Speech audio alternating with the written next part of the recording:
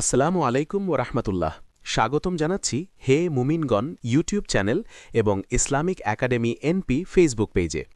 আজকের ভিডিওতে আমরা জানব হেদায়েত প্রাপ্তির মূল মন্ত্র, ঈশার সালাত নিয়ে একটি গুরুত্বপূর্ণ সুন্নাহ এবং কবর জিয়ারতের দোয়া। আল্লাহ তাআলা পবিত্র কুরআনে মুমিনদের জন্য হেদায়েতের নিশ্চয়তা দিয়েছেন। সূরা আলে ইমরানের ১০১ নং আয়াতে ইরশাদ হয়েছে, ওয়াকাইফা তাকফুনুনা ওয়া আনতুম তুতলা আলাইকুম আয়াতুল্লাহি ওয়াফিকুম রাসূলুহু ওয়ামান ইয়াতাসিম বিল্লাহি ফাকাদ হুদিয়া ইলা সিরাতিম মুস্তাকিম। এর অর্থ হল, যারা সঙ্গবদ্ধভাবে আল্লাহর রজ্জুকে ধারণ করবে, মূলত তাদের জন্যই রয়েছে সিরাতুল মুস্তাকিম বা সহজ পথের দিশা।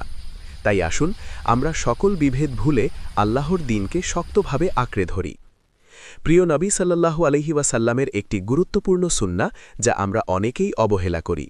ঈশার নামাজের সময় ও রাতের আমল সম্পর্কে সহিহ বুখারীর ৫৬৮ নং হাদিসে এসেছে। হজরত আবু বারজা রাদিয়াল্লাহু আনহু হতে বর্ণিত, তিনি বলেন, আল্লাহর রসূল সাল্লাল্লাহু আলাইহি ওয়াসাল্লাম ঈশার সালাতের পূর্বে নিদ্রা যাওয়া এবং পরে কথাবার্তা বলা অপছন্দ করতেন। অর্থাৎ ঈশার আগে ঘুমালে সালাত মিস হতে পারে এবং ঈশার পরে অহেতুক গল্পগুজব করলে তাহাজ্জুদ বা ফজরের সালাতে ব্যাঘাত ঘটতে পারে। আল্লাহ আমাদের আমল করার তৌফিক দিন। আমরা যখন কোনো কবরস্থানের পাশ দিয়ে যাই বা কবর জিয়ারত করি, তখন মৃতদের জন্য দোয়া করা সুন্নাহ। সহিহ মুসলিমে বর্ণিত কবর জিয়ারতের দোয়াটি হল, আসসালামু আলাইকুম আহলাদ দিয়ারি মিনাল মুমিনিনা ওয়াল মুসলিমিনা ওয়া ইন্না ইনশা আল্লাহু বিকুম লালাহিকুনা নাসআলুল্লাহ লানা ওয়ালাকুমুল আফিয়া।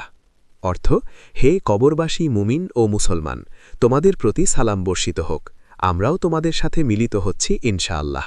আমরা আল্লাহর নিকট আমাদের জন্য এবং তোমাদের জন্য নিরাপত্তা প্রার্থনা করছি।